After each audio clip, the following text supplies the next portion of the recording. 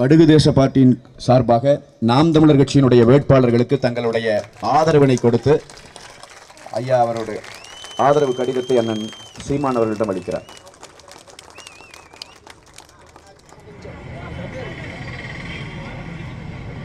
எங்களினுடைய உயிரோடும் உணர்வோடும் கலந்துவிட்டு அந்த உறவுகள் அனைவருக்கும் வணக்கம்.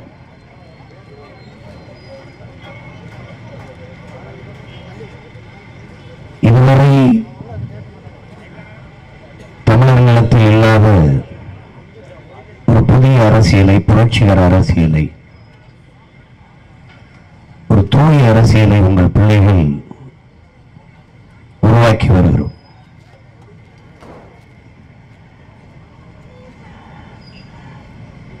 கடந்த முறை நடந்த சட்டமன்ற தேர்தலிலே தனித்து அனைத்து தொகுதியிலும் நாங்கள் போட்டியிட்டோம். அப்போது என்னிடத்திலே சில தொகுதிகளை மட்டும் நீங்கள் தேர்வு செய்து போட்டியிடலாமே, ஏன் 234 தொகுதியிலும் போட்டியிடுகிறீர்கள் என்று. தமிழன் அல்லாதவனெல்லாம் 234 தொகுதியிலும் வேட்பாளரை நிறுத்த முடிகிறது. ஒரு தமிழன் சில பகுதி கட்சி தொகுதி கட்சியாக இருப்பதை நாங்கள் ஒருபோதும் விரும்பல. தமிழர்களுக்கென்று ஒரு பொது கட்சி, எல்லா தொகுதியிலும் போட்டியிடுகிற வலிமையை பெற்ற ஒரு கட்சி, அதை உருவாக்க வேண்டும் என்று நாங்கள் நினைச்சோம். அதனால 234 தொகுதியிலும் போட்டிட்டோம். மறுபடியும் ஆர்கனர் இடைத்தேர்தல், சில கட்சிகள் போட்டியிடவே பயந்து ஓடிச்சு. நாங்கள் போட்டி போட்டோம். பாராளுமன்றம், தமிழர் நாட்டை தமிழரே ஆளணும்னு சொல்ற சீமான் எதுக்கு பாராளுமன்றத்தில் போட்டியிடான்? இந்திய நாடு என் நாடு, பாரத நாடு பழந்தமிழர் நாடு. புரட்சியாளர் அம்பேத்கர் இந்தியாவை இந்துக்கள் நாடு என்று சொல்வதை நான் ஏற்க மாட்டேன். இந்த நிலப்பரப்பு முழுவதும் தமிழை தாய்மொழியாக கொண்ட நாகர்கள் தான் பரவி வாழ்ந்தார்கள் என்கிறார். என்னுடைய மூதாதையர்கள் மொழி கூட தமிழ்தான் என்கிறார். அதை பொது உடைமை தத்துவத்தின் மூத்த தலைவர் ஐயா ஜோதிபாசும் வழிமொழிகிறார். ஆம், அம்பேத்கர் சொல்வது சரிதான் என்று. அதனால் தமிழர்கள் நாங்கள், தமிழ் பிள்ளைகள் நாங்கள் எடுத்து வைக்கிற அரசியல் தமிழர் நாட்டுக்கும் தமிழர்களுக்கு மட்டுமானதல்ல, இந்திய பெண்கள் மட்டும் அல்ல, உலக பொதுமைக்கான அரசியலை எடுத்து வைக்கிறோம் என்பதை என் அன்பு மக்கள் அறிவு கூர்ந்து புரிந்து கொள்ள வேண்டும். இதை உலக பொதுமைக்கான அரசியலை வைக்கிறோம். இந்த தேர்தலில் உங்கள் பிள்ளைகள் முன்வைப்பது ஒற்றை கட்சி ஆட்சி முறையை இந்திய நிலத்தில் ஒழிக்கணும். இந்திய கட்சி என்ற ஒன்றே இந்தியாவில் இருக்கவே கூடாது. இந்தியாவுக்கு என்று ஒரு கட்சி இருக்கக்கூடாது. தமிழர் நாடு, அதுக்கு ஒரு கட்சி, நாம் தமிழர் கட்சி. மகாராஷ்டிராவுக்கு ஒரு கட்சி, அந்த மாநில கட்சி. கேரளாவில் ஒரு கட்சி, ஆந்திராவில் ஒரு கட்சி, கர்நாடகாவில் ஒரு கட்சி. அந்தந்த மண்ணின் மக்கள் அந்தந்த மண்ணை ஆள்வது. இந்தியாவை யார் ஆள்வது? எல்லோரும் கூடி பேசி ஆள்வது. இந்த நிலைதான் மத்தியில் கூட்டாட்சியையும் மாநிலத்தில் தன்னாட்சியையும் தானாக மலரச் செய்யும். அது இல்லை என்றால் காங்கிரஸ் விட்டால் பாரதிய ஜனதா விட்டால் காங்கிரஸ். இவன் தான் பாலிசி மேக்கிங், இவன் தான் பாலிசி டெசிஷன் எடுப்பான், இவன் தான் கொள்கையை வகுப்பான் என்றால் ஒரு சர்வாதிகார போக்கு. இவர்கள் நினைக்கிறதா சட்டம். ஒரே நாள் பணம் எல்லாதும்பா, ஒரே நாள் ராத்திரியில் ஜிஎஸ்டி அவ்வளவரையும் தூக்கிட்டு விடுவான். இங்க தெருவில் நிற்போம். இந்த நிலையை மாற்றணும். இந்த ஒற்றை கட்சி ஆட்சி முறை என்பதே சர்வாதிகார போக்கு கெட்டு செல்லும். அதை ஒழிக்கணும். இந்தியா என்பது ஒரு நாடு அல்ல, பல தேசங்களின் ஒன்றியம் என்பதை நண்பு மக்கள் புரிந்து கொள்ளணும். இவன் சொல்லுவான் ஒரே மொழி, ஒரே தேசம், ஒரே மதம். அதை நாங்கள் ஒருபோதும் ஏற்க முடியாது. ஒரே மொழி அப்படின்னால் இந்தியாவிலே இருக்கிற மூத்த மொழி, முதன் மொழி தமிழ் அப்படிங்கிறியா? அதை நாங்கள் ஏற்கிறோம். 50,000 ஆண்டுகளுக்கு மூத்த என் மொழி தமிழ் அடிமையா இருக்கணும். 400 ஆண்டு கூட தொடாத இந்திய முழுமைக்கு இருக்கணும்னா இது எப்படியா இருக்கிறது? எப்படியா இருக்கிறது? இந்தியாவின் தேசிய மொழி என்றால் என் தாய்மொழி என்னானது? என் தேச மொழி என்னானது? யார் அதுக்கு பதில் சொல்லுவது? அதை ஏற்க முடியாது. இங்கு பேசி வருகிற பாரதிய ஜனதா கட்சி தலைவர்கள் எல்லாம் இந்தி படித்தால் வேலை கிடைக்கும், இந்தி படிக்க வேண்டும் என்பார்கள். இந்தி படிச்சா வேலை இருக்குன்னா எதுக்குடா வெங்காயம் 1 கோடி பேர் ஏன் இடத்துக்கு வர்ற? நீ எதுக்கு வர? 1 கோடி பேர் இருக்கும்படி இந்தி படித்தால் வேலை கிடைக்கும் என்றால் இந்தியை தாய்மொழியாக கொண்ட மாநிலங்களில் வேலையில் தண்ணீர்கள் அடைந்து விட்டீர்களா? பதில் இருக்க? என் ஊர்ல கொத்தனார் வேலை இருக்கும், தட்டு கழுவுறவன், சோன்ப பிடிக்கிறவன், சொட்டு விற்கிறவன், பானிபூரி விற்கிறவன் யாரு? எல்லாம் இந்திய தாய்மொழியாக கொண்டவன். இது எவ்வளவு பெரிய ஏமாற்று, எவ்வளவு பெரிய ஏமாற்று. எனவே அன்பிற்குரிய மக்கள் இந்த ஏமாற்றில் இருந்து விடுபடணும். அதான் ரொம்ப முக்கியமானது. சாதி மத உணர்ச்சி ஒருபோதும் அரசியலாக நீங்க அனுமதிக்க கூடாது. சாதியும் மதமும் கடவுள் என்பது உணர்ச்சி மனிதனுக்கு மட்டுமானது. ஆனால் அரசியல் எல்லா உயிர்களுக்குமானது, எல்லா உயிர்களுக்குமானது, புனிதமானது என்பதை நீங்கள் புரிந்து கொள்ளணும். அரசியலில் சாதி மத உணர்ச்சி கடவுள் உணர்ச்சி கலக்குமே ஆனால் அது ஒருபோதும் இந்த சமூகத்தை வாழ விடாது. மனிதனுக்கும் யானைக்கும் மதம் பிடித்தால் அழிவுதான் மிஞ்சும். மதம் ஒரு அபின் என்று மாமேதை மார்க்ஸ் சொல்றார். தந்தை பெரியார் அவர்கள் கள்ளு சாராயம் கொடுத்தவன் குடித்தவன் கூட படுத்து இருந்துச்சா போது தெளிஞ்சிருங்கிறாங்க. ஆனால் சாதி மத போதையர்னா அவன் சாகிற வரைக்கும் இறங்காதுங்கிறாங்க. இதை கவனத்தில் வச்சுக்கணும் என் அன்பு பிள்ளைகள், அருமை தம்பி தங்கைகள். இவன் அதைத்தான் சொல்லுவான். கடைசி நேரத்தில், தேர்தல் நேரத்தில் சாதி உணர்ச்சியை தூண்டி, மத உணர்ச்சியை தூண்டி நம் வாக்கை பறிச்சு அதிகாரத்துக்கு வர துடிப்பான். அவன் ஆட்சியில் செய்த சாதனைகளை பேசி வர மாட்டான். என்ன இருந்தாலும் நம்மாலும்பா, என்ன இருந்தாலும் நம்ம மதத்துக்காரன் தான். தண்ணி இல்லை என்றால் இந்து தாய்க்கு தண்ணி இருக்கு, இஸ்லாமிய தாய்க்கு தண்ணி இல்லை என்று இல்லை ராஜா. எல்லா தாயும் தான் பெருங்குளத்தோடு வீதியில் நிற்கிறார்கள் என்பதை நீ புரிஞ்சுக்க. உயர்ந்த சாதிக்கு தண்ணி கிடைக்குது, தாழ்ந்த சாதிக்கு தண்ணி இல்லை என்ற நிலை இங்கு இல்லை. எல்லாரும் தான் தண்ணிக்கு தட்டுக்கட்டி நிற்கணும்.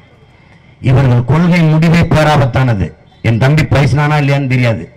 பவானி ஆற்று தண்ணீரை எடுத்து இந்த மக்களுக்கு குடிக்க விநியோகம் செய்வதை விட மாநகராட்சியின் பணி என்ன? இதை கூட இந்த அரசு செய்ய முடியாதா? இதுக்கு பிரான்சில் இருந்து சூயஸ் என்ற ஒரு நிறுவனத்திற்கு 3159 கோடிக்கு ஒப்பந்தம் பண்ணியிருக்கு. இவ்வளவு முதலீடை செய்து என் மக்களுக்கு சேவை செய்ய வேண்டும் என்று இந்த முதலாளிக்கு, இந்த நிறுவனத்திற்கு என்ன நேர்த்தி கடன், என்ன வேண்டுதல்? இதை அறிவார்ந்த மக்கள் சிந்திக்கணும். இவனை என்னைக்கு இவனை வெளியேற்றுவீங்க? தண்ணீரை மிக உயர்ந்த விற்பனை பொருளாக்கிய தேசம் எப்படி வாழும் வளரும் என்று நீங்க புரிஞ்சுக்கணும், சிந்திச்சு பார்க்கணும். இன்னைக்கு என்னிடத்தில் ஒரு பத்திரிகையாளர் தம்பி கேட்டார், 70 லட்சம் வாக்குகள் வட இந்திய வாக்குகள் தமிழ்நாட்டில் வந்துருச்சுங்கிறார். 70 லட்சம் வாக்குகள் அது யாருக்கு போடுவார்கள் என்று என்கிட்ட கேட்கிறாரு. இந்த 70 லட்சம் வட இந்தியர்கள் வாக்கு யாருக்கு? இந்திய கட்சிகளுக்குத்தான். ஒன்னு பாரதிய ஜனதாவிற்கு, இல்லைன்னா காங்கிரசுக்கு.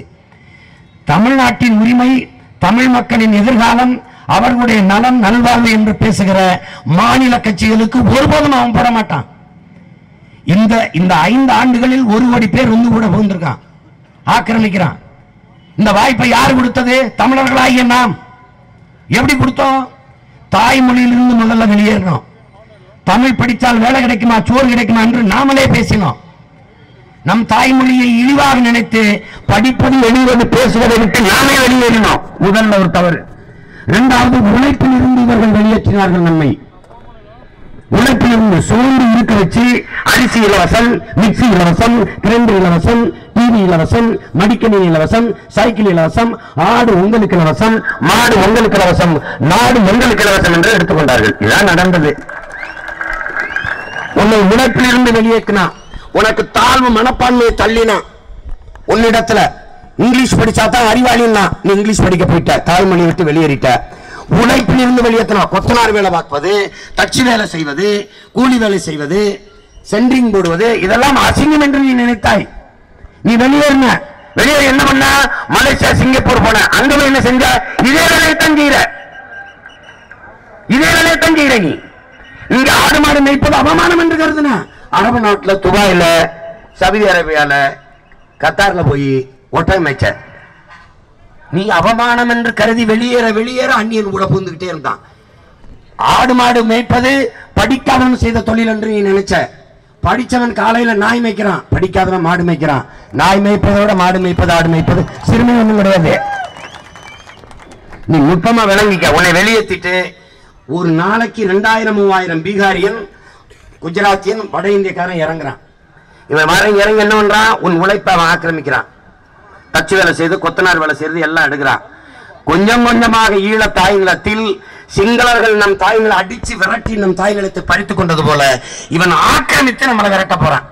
இப்ப இந்த 5 ஆண்டுகள 1 கோடி பேர்னா இன்னும் சில ஆண்டுகளில் 2-3 கோடி பேர் ஏறி உட்கார்ந்துருவான். ஆட்சி அதிகாரத்தை அரசியலை அவனே தீர்மானிப்பான்.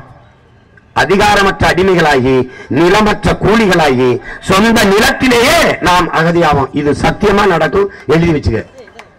நீ ஒண்ணுமே செய்ய முடியாது, ஒண்ணுமே செய்ய முடியாது. என்ன செய்ய முடிஞ்சது நம்மளால? இப்ப பாருங்க, அண்ணா பல்கலைக்கழகம் துணைவேந்தர் யாரு? கர்நாடகர், வேற ஆளு.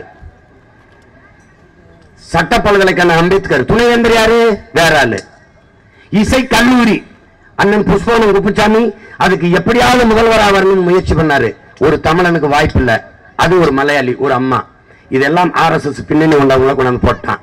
வங்கி பணி, வங்கி பணி என் அன்பு மக்களே, ஒருத்தன் கூட தமிழன் கிடையாது. தபால் துறைக்கு தேர்வு எழுதுறான். தபால் துறைக்கு 5 பேர் ஹரியானாவை சேர்ந்தவன் தமிழில் 100க்கு 100 வாங்கி வென்றுட்டதாக 5 பேருக்கு ஹரியானாவை சேர்ந்தவனுக்கு வேலை கொடுத்துக்கான். தமிழன் தமிழ்ல தோத்து போனான், ஹரியானாவை சேர்ந்தவன் வென்றான்னு தேர்வு. இது எப்படிப்பட்ட முறையில் நீ பாத்துக்க. நீ எவ்வளவு பெரிய பேராபத்தை நோக்கி நாம் பயணிச்சு கொண்டிருக்கோம். திருச்சியில தென்னக ரயில்வே துறைக்கு தேர்வு 1765 பேருக்கு தேர்வு. அதுல 1600 பேர் வட இந்தியன் தேர்வாயிருக்கான். எந்த இடத்திலும் உனக்கு இடம் இல்லை. நீ புறக்கணிக்கப்படுகிறாய், நிராகரிக்கப்படுகிறாய், ஒடுக்கப்படுகிறாய். மறுபடியும் அதிகாரமற்ற அடிமை நிலையில் நின்றால் சொந்த நிலத்தில் இருந்து நீ விரட்டப்படுவாய். எழுதி வைத்துக் கொள்ளுங்கள் என் அன்பு பெற்றவர்களே, என் அன்பு உடன் பிறந்தார்களே, சத்தியத்தின் பிள்ளைகள் நாங்கள் உங்களுக்கு சத்தமாக சொல்லுகிறோம். இது நடந்தே தீரும். ஈழ தாயகத்தில் அடித்து விரட்டினார்கள். இங்கு ஒரு நிலம் இருந்தது தமிழனுக்கு. அகதியாகவாவது வந்து நமது மக்கள் இருக்கிறார்கள். இந்த நிலத்திலிருந்து நாம் அடித்து விரட்டப்படுவோம். எங்கு போவது என்று தெரியாமல் தவிப்போம். இது நடக்கும். அதற்கு முன்பு உங்கள் பிள்ளைகளுக்கு அதிகாரத்தை தந்து விடுங்கள். இதை விட்டால் வேறு வழியே கிடையாது உங்களுக்கு. நீங்க எங்களை வெள்ள வச்சு அதிகாரத்தை கொடுத்துரு. அவன் எந்த வழியில பஸ் ஏறி வந்தானோ ட்ரெயின் ஏறி வந்தானோ அதே வழியிலே போயிடுவான். அதை விட்டா உனக்கு வாய்ப்பு கிடையாது. வாய்ப்பு இல்லை, வாய்ப்பே கிடையாது. இது நடக்கணும். இது அற்ப மத உணர்ச்சி, சாதிய உணர்ச்சியை சொல்லுவான். நீரற்ற நகரமாக தமிழ்நாடு மாறிக்கொண்டிருக்குது. நிலத்தடி நீர் சுத்தமாக இல்ல. 1000 அடிக்கு கீழே போனாலும் தண்ணி இல்ல. 2020 சுத்தமா ஒரு சொட்டு தண்ணி இருக்காதுங்கிறான். அதை பற்றி இந்த தேசத்தின் தலைவர்கள் யாராவது இந்த தேர்தலில் பேசுகிறார்களா என்று நீங்க பார்க்கணும். மற்ற உயிர்கள் வாழாது, மனிதர்கள் வாழ முடியாதுங்க உயிரியல் உண்மையை நீங்க உணராததல்ல. யாரும் இங்க பேசல. வெறும் மனிதனுக்கு மட்டுமான அரசியலை மட்டும்தான் இங்க பேச தலைவர்கள் இருக்காங்க. உங்களுக்கு மிக்சி, உங்களுக்கு சலுகை, உங்களுக்கு போனஸ், உங்களுக்கு மானியம், உங்களுக்கு இலவசம், இதை சொல்லத்தான் இங்க தலைவர்கள் இருக்கிறாங்க. காடுகளை காப்பாற்றுவோம், மலைகளை காப்பாற்றுவோம், ஆறுகள் ஏரிகளை உயிர்ப்பிப்போம், புதுப்பிப்போம், காப்பாற்றுவோம் என்று பேச ஒருத்தர் கிடையாது. 32 ஆறு செத்து போச்சு நொய்யலோட சேர்த்து. அந்த ஆறை உயிர்ப்பித்து விட முடியும் என்கிற நம்பிக்கை உங்கள் பிள்ளைகளுக்கு இருந்தது.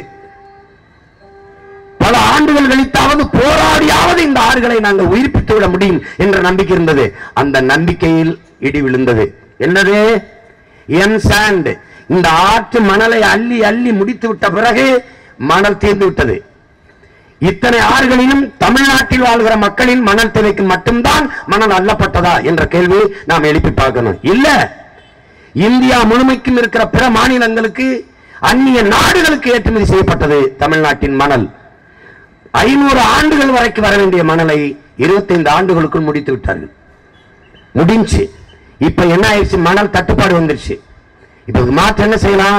மலேசியாவிலிருந்து இறக்குமதி செய்யலாம். மலேசியால மணலை அள்ளினால்தான் அவன் ஆறை பராமரிக்க முடியும். ஏன்னா ஆறு மணல் செம்மிக்குச்சு. அவன் ஏற்றுமதி செய்கிறேங்கிறான். அந்த மணலை இறக்குமதி செய்வதற்கு இந்த அரசு தடை விதிக்குது.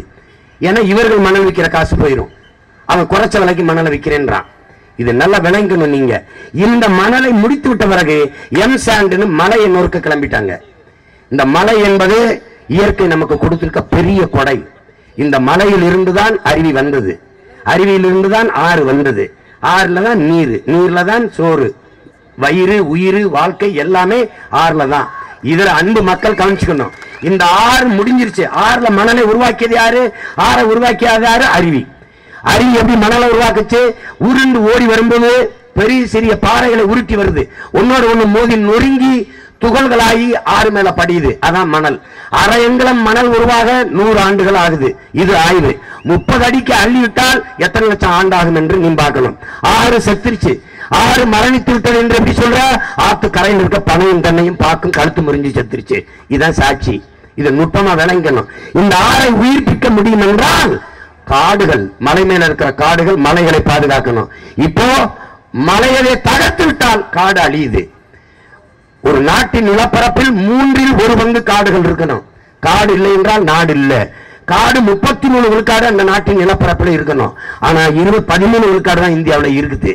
ஒரு மனிதனுக்கு 422 மரங்கள் இருக்கணும், 28 மரம் தான் இருக்குது. அவன் சொல்லியிருக்கான், இருக்குதா இல்லையான்னு தெரியாது. ஒரு கணக்கு கொடுத்துருக்கான். ஒரு கார் வெளியிடுகிற நச்சு புகையை கட்டுப்படுத்த 6 மரம் வேணும். எத்தனை கார் ஓடுது, எத்தனை மரம் இருக்குதுன்னு அறிவார்ந்த எனது பெற்றோர்கள், தம்பி தங்கையில் சிந்திச்சு பார்க்கணும். இப்பவே சுவாச காற்று, சுவாச பிரச்சனை, நுரையீரல் தொற்று, புற்று, மூச்சு திணறல். 30 வயசுல டிவியில ஒருத்தன் பேட்டி கொடுக்குறான், எனக்கு மூச்சு திணறல் இருந்தது, பங்கச்ச கஸ்தூரி வச்சு கொண்டு இப்படி நன்றாக சுவாசிக்கிறேன். ஆளுக்கு ஒரு கஸ்தூரி வச்சுட்டு அலைய முடியாது ராஜா. நல்லா புரிஞ்சுக்கணும். இதை உங்கள் உடன் பிறந்தவர்கள், உங்கள் அண்ணன் தம்பிகளை தவிர உலகத்தில் எவனும் பேச மாட்டான். நல்லா நீங்க கவனிச்சுக்கணும். காடு வரணும். காடு இல்லை என்றால் மழை இல்லை. என் அன்பிற்குரிய சொந்தங்களே, மரங்களுக்கு வியர்க்கிறது, மரங்களுக்கு வியர்க்கிறது. அந்த வேர்வையினால் மரங்கள் குழு குழுவென்று இருக்கிறது. அந்த குளிர்ச்சி தான் மேகத்தை அறுவடை செய்து பூமிக்கு மழையாக கொண்டு வருகிறது. இந்த அறிவியல் உண்மையை நீங்கள் அறிந்து கொள்ளணும். இதுதான் நீங்கள் கற்றுக்கொள்ள வேண்டிய அரசியல். வாழ்க வணிக கோஷம் அல்ல, வாக்குக்கு காசு வாங்கிட்டு போடுறதல்ல. எத்தனை காலத்துக்கு அந்த பிழையை செய்வீர்கள்? வாக்கு என்பது, வாக்கு தேர்தல் என்பது வாக்கை விற்கிற சந்தை அல்ல, எதிர்கால வாழ்க்கையை தீர்மானிக்கிற சிந்தை என்பதை புரிந்து கொண்டு என் அன்பு மக்கள் இந்த தேர்தலை அணுகணும். காடுகளை அழித்து மலைகளை தகர்த்து மணலாக்கி இந்த மலையெல்லாம் நொறுக்கிட்டா என்ன ஆயிரும்? மழையே இருக்காது, மழையே பெய்யாது. உனக்கு ஒரு நிலம் பாலைவனம் ஆயிரும். மனிதர்கள் மட்டுமல்ல, எந்த உயிரும் வாழ முடியாது. இதை பற்றி யார்? ஐயா ராகுல் காந்தி பேசுவாரா? இல்ல ஐயா மோடி? ஒன்னும் பேச மாட்டான். இந்த தேர்தல் அவனுக்கு பேசுறதுக்கு நோ சப்ஜெக்ட், நோ டாபிக், ஒன்னும் கிடையாது, ஒன்னும் கிடையாது. ராஜா வந்து என்ன பேசுவாங்க? நாங்கள் தான் நாட்டை பாதுகாப்பாக வைத்திருக்க முடியும் அப்படின்னு. நாட்டை உங்ககிட்ட இருந்து பாதுகாக்கிறது யாரு? அது எங்களாலதான் முடியுங்கிறோம் நாங்க. இன்னும் 5 ஆண்டு கொடுங்கள், அவர் தான் 5 ஆண்டு கொடுத்து பாரு, நாடே இருக்காது. அப்புறம் எப்படி யார் பாதுகாத்தா பாதுகாக்கல? என்ன நாடே இருக்காது. கூறு போட்டு தின்றுவான், வித்தாச்சு. என்ன இருக்கு? ஜப்பான் முதலாளி, கொரிய முதலாளி, ரஷ்ய முதலாளி, சீன முதலாளி எல்லாம். இந்தியா ஒரு நாடல்ல. என்னுடன் பிறந்தார்களே, இந்தியா ஒரு சந்தை, ஒரு மார்க்கெட். சந்தையில் வாழ்க்கை நடக்குமா, வர்த்தகம் நடக்குமா என்பதை அறிவார்ந்த எனது மக்கள் சிந்திச்சு பார்க்கணும். இது ஒரு சந்தை. நீங்க தொலைக்காட்சியை திருப்புங்க, தொலைக்காட்சியில நிகழ்ச்சிக்கு இடையே விளம்பரம் வருதா, விளம்பரத்திற்கு இடையே நிகழ்ச்சி நடக்குதா? யாராவது சொல்லு பார்ப்போம். அப்படின்னா என்ன அர்த்தம்? சந்தை, மார்க்கெட்டிங், அவ்வளவு மார்க்கெட்டிங்.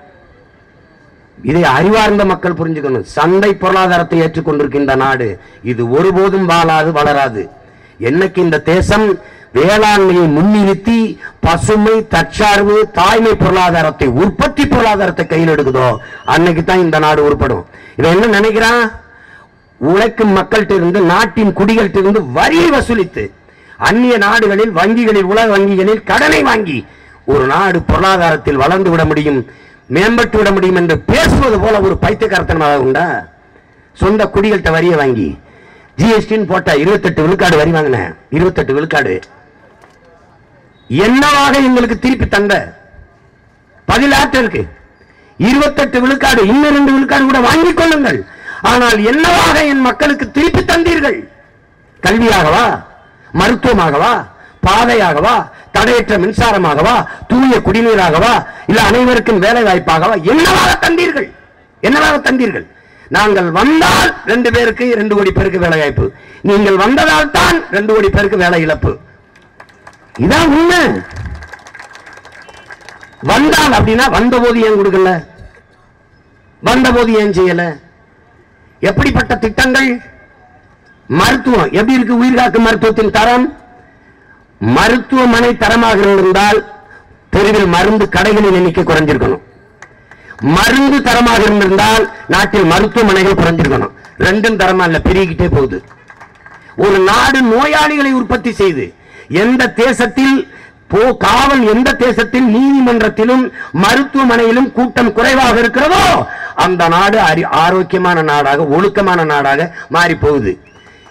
எந்த தேசத்தில் நூலகத்தில் கூட்டம் கூடி திரையரங்குகளில் கூட்டம் குறைதோ அது அறிவை தேடி ஓடுகிற அறிவார்ந்த சமூகமாக வாழுது, வளருது. எந்த தேசத்தில் பழச்சாறு கடையில், இளநீர் கடையில் கூட்டம் கூடி டாஸ்மாக் கடையில் கூட்டம் குறைதோ அந்த நாடு ஆரோக்கியமான நாடாக வாழுது, வளருது. எந்த நாட்டில் சிறை கூடாரங்களின் எண்ணிக்கை குறைந்து நூலகங்களின் எண்ணிக்கை கூடுதோ அந்த நாடு குற்ற சமூகமாக இல்லாது ஒழுக்கமான, நெறி சார்ந்த, அறிவார்ந்த சமூகமாக வாழுது, வளருது என்று அர்த்தம். ஆனா இது ஏதாவது இருக்கா? இப்படி இருக்கா? சென்னை கன்னிமாராவில் இடமில்ல. புரட்சியாளர் அம்பேத்கர் கற்பிக்கிறார், அறிவை தேடி ஓடுங்கள், நாளைய வரலாறு உங்கள் நிழலை தேடி ஓடி வருங்கிறார் புரட்சியாளர் அம்பேத்கர். அப்படி என் தேசத்தில் இளைஞர்கள் ஓடுகிறார்கள். அதனால் இருந்து படிக்க இடமில்லை. கன்னிமாரா நூலகத்தில் இடமில்லை. அந்த நூலகத்தை இடித்துவிட்டு 100 ஏக்கரில் கட்டுவோம் என்றால் அது அறிவார்ந்த சமூகமாக முன்னேறுது அர்த்தம். சென்னை மத்திய சிறையில் இடமில்லை, இடித்துவிட்டு புழலிலே 100 ஏக்கரில் சிறை கட்டுவோம் என்றால் அது கேடுகட்ட, கேவலங்கட்ட குற்ற சமூகமாக மாறிக்கொண்டிருக்கின்ற அர்த்தம். உன் தேசம் எதை நோக்கி நகர்கிறது? இதை தகர்த்தெறிந்து முற்றுமுழுதாக புதிய ஒரு தேசத்தை படைக்கத்தான் புதிய ஒரு தேசம் செய்வோம், மக்கள் புரட்சியால் அதை உறுதி செய்வோம். உங்கள் பிள்ளைகள் இந்த தேர்தலை எதிர்கொள்ளும். இது நுட்பமா வழங்கணும். புரட்சி என்றால் என்ன? பகத்சிங் கேட்கிறாங்க, புரட்சி என்றால் என்ன? புரட்சி என்பது ரத்தம் சிந்தும் வன்முறையாகத்தான் இருக்க வேண்டும் என்பது அல்ல. அது துப்பாக்கி தோட்டாக்களை தொழுவதும் அல்ல. தனி மனிதன் வஞ்சம் தீர்த்துக் கொள்ள புரட்சியில் வாய்ப்பில்லை. பிறகு எதுதான் பகத்சிங் புரட்சி? வெளிப்படையாகவே அநீதிகளால் கட்டமைக்கப்பட்ட சமூகத்தை, வெளிப்படையாக அநீதிகளால் எப்படி? ஊழல் செய்யறான் தெரியுது, லஞ்சம் வாங்குறான் தெரியுது, வளத்தை கொள்ளை அடிக்கிறான் தெரியுது, நிலத்தை பறிக்கிறான் தெரியுது, கொலை செய்யறான், கொள்ளை அடிக்கிறான், பாலியல் கொடுமை செய்யறான், 6 வயசு பிள்ளையை கற்பழிக்கிறான், 60 வயசு அம்மாவை கற்பழிக்கிறான் தெரியுது. ஆனால் ஒன்றும் செய்ய முடியல. இதுக்கு பேர் என்ன? வெளிப்படையாகவே அநீதிகளால் கட்டமைக்கப்பட்ட சமூகம். அப்படி என்ன சொல்றான்? புரட்சினா என்ன? இந்த சமூகத்தை முற்றுமுழுதாக தகர்த்தெறிந்து விட்டு புதிய ஒரு சமூகத்தை படைப்பதற்கு பெயர்தான் புரட்சி. அந்த சமூகத்தை படைக்க வந்த புரட்சியாளர்கள் தான் உங்கள் பிள்ளைகள் என்பதை நீங்கள் புரிந்து கொள்ளணும். புரட்சி எப்போது வரும்? புரட்சியாளர் லெனின் கேட்கிறாங்க, புரட்சி எப்போது வரும்? புரட்சி புரட்சிங்கிறீங்களே, எப்போ வரும்? இதுவரை வாழ்ந்தது போல இனி வாழவே முடியாது என்கிற நிலை வருமானால் மக்கள் தாங்களாகவே கிளர்ந்து புரட்சி செய்வார்கள். அந்த புரட்சிக்கான காலம் தொடங்கிவிட்டது. புரட்சிக்கான விதைகள் தூவப்பட்டு விட்டது. என் இருபக்கம் நின்றிருக்கிற எண்ணற்ற இளைஞர்கள், கால் கெடுக்க நின்று கொண்டிருக்கிற, எதிர்காலத்திற்கான நல்ல அரசியலை தேடி காத்துக் கொண்டிருக்கிற என் தம்பி தங்கைகளை சான்று, என் அன்பிற்குரியவர்களே, நாட்டின் முதலமைச்சர் பேசுகிறார். ஐயா எடப்பாடி பழனிசாமி, கூட்டம் கலைஞ்சு போய்கொண்டிருக்குது. கட்சிக்காரர்கள் சங்கிலி போட்டு போமா ஏமா போமா ஏமா போய் நில்லுமா என்று. உங்கள் பிள்ளைகள் இங்கே கூட்டம் நடக்குது சோமனூரில் என்று யாருக்கும் சொல்லல, சூரத்தி விட்டல, ஒளிபெருக்கி வச்சு கத்தல, போஸ்ட் எதுவும் பண்ணல, பதாக வைக்கல. ஆனால் இத்தனை ஆயிரக்கணக்கான மக்கள் புரியுகிறாங்க. என்ன அர்த்தம்? புரட்சி, மக்கள் புரட்சி, மாற்று அரசியலுக்கான மக்கள் புரட்சி, மாற்றத்திற்கான எளிய மக்களின் புரட்சி. இதை கவனிச்சுக்கணும். எப்படி புரட்சி வருதுன்னு சொல்ற சீமான்? மாணவன் தெருவிறங்கி வீதியில் வந்து போராடிட்டு இருக்கான், எங்கள் மீனவன் போராடிக்கிட்டு இருக்கான், எங்கள் உழவர் குடிமக்கள் வீதிக்கு வந்து போராடுறாங்க. ஸ்டெர்லைட் வேண்டாம் என் மக்கள் போராடுறாங்க, அணு உலை வேண்டாம் என் மக்கள் போராடுறாங்க, போக்குவரத்து தொழிலாளர்கள் போராடுகிறார்கள், மருத்துவம் செய்கிற மருத்துவ மேதைகள் தெருவில் வந்து மருத்துவர்கள் போராடுறாங்க, செவிலி பெண்கள், செவிலியர்கள் போராடுறாங்க. ஆசிரியர் பெருமக்கள், அறிவை வளர்க்கிற ஆசிரியர் பெருமக்கள் வீதியில் வந்து போராடுறாங்க. எல்லாரும் வீதிக்கு வந்து விட்ட பிறகும் ஆட்சியாளர்கள் சொல்கிறார்கள் நாங்கள் நல்லாட்சி கொடுக்கிறோம் என்று. இது எப்படிப்பட்ட செயல், எப்படிப்பட்ட வேடிக்கை, எப்படிப்பட்ட கொடுமை! அங்கங்கே பற்றி பற்றி எரிகிற இந்த புரட்சி கனலை, இந்த தீ துண்டுகளை ஒன்றாக்க முயற்சித்தான் நாம் தமிழர் கட்சி முன்னெடுக்கிறது. அன்பு மக்களே, ஒரு நாள் மாபெரும் புரட்சி பற்றி எரியும். எங்கிருந்து? என் நிலம் எதிர்கொள்ள போகிற வறட்சியில் இருந்து புதிய அரசியலுக்கான புரட்சி இந்த நிலத்திலே தொடங்கும். 24 மாவட்டத்தை நீரற்ற நகரமாக, வறட்சி மாவட்டமாக தமிழ்நாடு அறிவிச்சிருக்குது. உலகத்திலே நிலத்தடி நீரை அதிகமாக உறிஞ்சுகிற நாடு இந்தியா. இந்தியாவிலே நிலத்தடி நீரை அதிகமாக உறிஞ்ச மாநிலம் தமிழ்நாடு. ஒரு சொட்டு தண்ணீர் நிலத்துக்குள்ள இருக்க போறதில்லை. உங்கள் பிள்ளைகள் எங்களுக்கு தந்தால் நீர்வள பெருக்கம், நீர் மேலாண்மைக்கு முன்னுரிமை கொடுத்திருக்கிற ஒரே அரசியல் இயக்கம் நாம் தமிழர் கட்சி மட்டும்தான். நீர்வளத்தை பெருக்கி, உங்கள் பிள்ளைகளின் கொள்கை என்ன? நீரு, வயிறு, உயிர், அறிவு, பயன், வளர்ச்சி. முதல்ல நீர் வளத்தை பெருக்கிறோம்.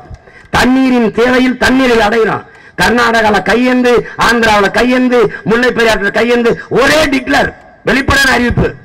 அந்தந்த மண்ணின் வளங்கள் அந்தந்த மண்ணின் மக்களுக்கு என்று முடிவெடுத்தால் என் மண்ணின் வளமும் என் மக்களுக்குத்தான். கர்நாடகா தண்ணி வராதா? வேண்டாம், நான் கேட்டாலும் தரமாட்டேன், அதனால நீயே வச்சுக்க. ஆனால் உன் வளம், உன் நீர் வளம் உனக்குன்னா என் நிலக்கரி வளம் எனக்கு, என்கிட்ட இருந்து ஒரு சொட்டு மின்சாரம் தராது. அது மத்திய அரசு நிறுவனம். எவனை நானே இழுத்து பூட்டி விட்டுருவேன், பெரிய வேலையை போட்டுருவேன். இதெல்லாம் செஞ்சார் என் டி ராமராவ்.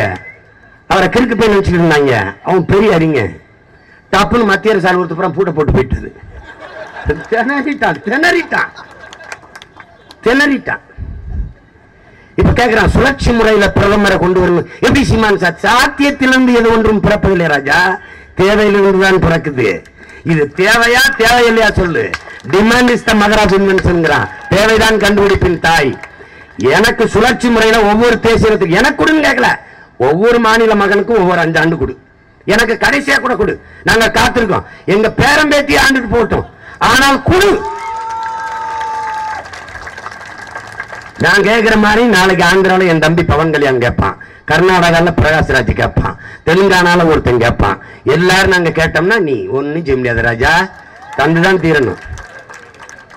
சுழற்சி முறையில் இதெல்லாம் சாத்தியமா? அதெல்லாம் சாத்தியமா? ஆடு மாடு வளர்த்தலை அரசு பணியா மாற்றி விட்டுருவீங்களா?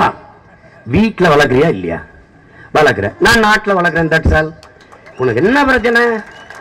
டேய், வீட்டில் ஒவ்வொருத்தனையும் எங்க அம்மா அப்பா எங்க சித்தப்பன் பெரியப்ப விவசாயம் பண்றான். நாட்டில் அதையே நான் பெருசா பண்றேன். இவ்வளவுதானே? எப்பா 10 ஏக்கர்ல எங்க அப்பா பண்றாரு, 1000 ஏக்கர்ல அரசு பண்ணுது. That's all your honour. இது என்ன உனக்கு பிரச்சனை? ஐயா, அரசு பணியில் இருக்கிற எல்லாரும் 58 வயசுல ஓய்வு பெறாங்க, ஓய்வூதியம். எல்லாருக்கும் சோறு போடுற எங்க ஆத்தாள பண்ணுது 58 வயசுல ஓய்வூதியம். அவ்வளவுதான். நாங்க சொல்றது நடக்கலைன்னா பிச்சை எடுத்து சாவறது தவிர உனக்கு வழி கிடையாது. இவன் காட்டுகிற கட்டமைப்பு என்ன வளர்ச்சின்னு? வளர்ச்சினா என்ன தெரியுமா சொல்றான்? எது வளர்ச்சி? எது வளர்ச்சி?